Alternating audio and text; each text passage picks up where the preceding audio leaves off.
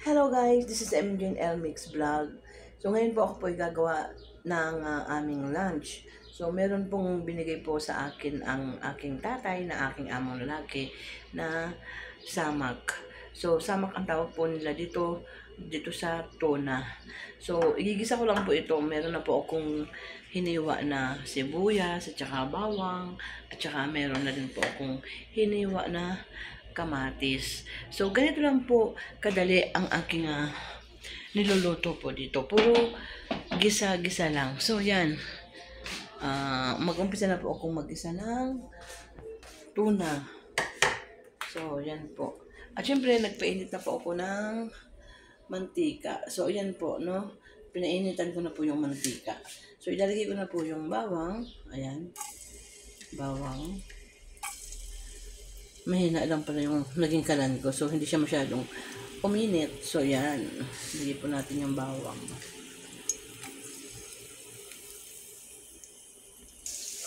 At ayan po. Naina ko na po yung bawang. At bigyan na po natin itong sibuyas. So, gusto ko ng aking tatay ng maraming sibuyas. So, kaya dinamihan ko po yung sibuyas. So, yan.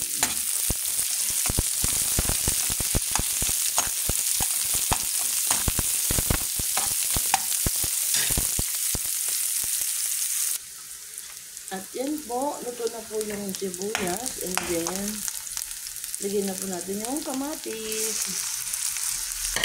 So, ganyan lang po kadali ang aking niluluto po na lunch ng aking tatay.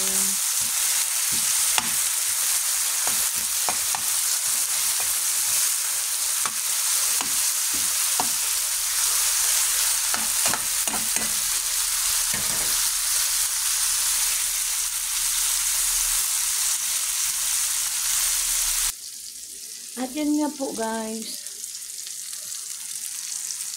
Ayan po, ilagay na po natin ito tuna.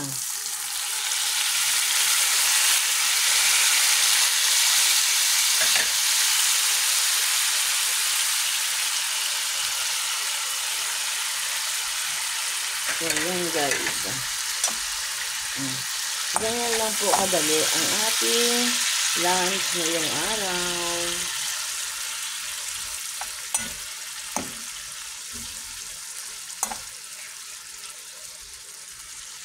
So, yan. Konti na lang po at luto na po yan. Meron na po yung mga pampalasa, mga powder.